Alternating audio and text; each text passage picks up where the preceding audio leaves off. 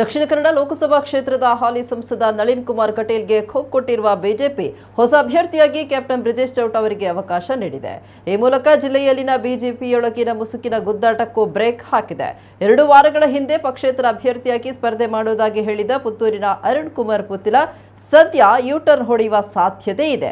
ನಳಿನ್ ಕುಮಾರ್ ಅವರಿಗೆ ಟಿಕೆಟ್ ನೀಡಿದ್ರೆ ಸ್ಪರ್ಧೆ ಖಚಿತ ಅಂತ ಹೇಳಿದ ಪುತ್ತಿಲ ಪರಿವಾರ ಪಕ್ಷ ಸೇರ್ಪಡೆ ವಿಚಾರದಲ್ಲಿ ಅಡ್ಡಿಯಾಗಿದ್ದ ನಳಿನ್ ಕುಮಾರ್ ಅವರ ವಿರುದ್ಧ ತೊಡೆತಟ್ಟಿತು. ಆದರೆ ಇದೀಗ ಬ್ರಿಜೇಶ್ ಚೌಟ ಅವರಿಗೆ ಟಿಕೆಟ್ ನೀಡಿರುವುದನ್ನು ಸ್ವಾಗತಿಸಿರುವ ಪುತ್ತಿಲ ಪರಿವಾರದ ಮುಖಂಡರು ಪಕ್ಷ ಉತ್ತಮ ಅಭ್ಯರ್ಥಿಗೆ ಅವಕಾಶ ನೀಡಿದೆ ಅಂತ ಹೇಳಿದ್ದಾರೆ. ಹೀಗಾಗಿ ಪುತ್ತಿಲ ಪರಿವಾರ ಬ್ರಿಜೇಶ್ ಚೌಟ ಅವರನ್ನು ಬೆಂಬಲಿಸುವುದು ಬಹುತೇಕ ಖಚಿತವಾಗಿದೆ. ಆದರೆ ಈ ಬಗ್ಗೆ ಇನ್ನೂ ಅಧಿಕೃತವಾಗಿ ಪುತ್ತಿಲ ಪರಿವಾರದಿಂದ ಯಾವುದೇ ಹೇಳಿಕೆ ಬಂದಿಲ್ಲ.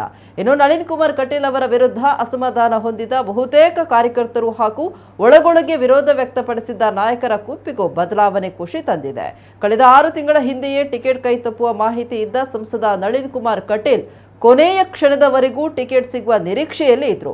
ಆದರೆ ಬಿಜೆಪಿ ಹೈಕಮಾಂಡ್ ಜಿಲ್ಲೆಯಲ್ಲಿ ನಳಿನ್ ವಿರುದ್ಧ ಇರುವ ಅಲೆಯಲ್ಲಿ ರಿಸ್ಕ್ ತೆಗೆದುಕೊಳ್ಳುವ ಪ್ರಯತ್ನ ಮಾಡದೆ ಬ್ರಿಜೇಶ್ ಚೌಟ ಅವರ ಹೆಸರು ಘೋಷಣೆ ಮಾಡಿ ಎಲ್ಲ ಭಿನ್ನಮತಗಳಿಗೆ ತಿಲಾಂಜಲಿ ಇಟ್ಟಿದೆ.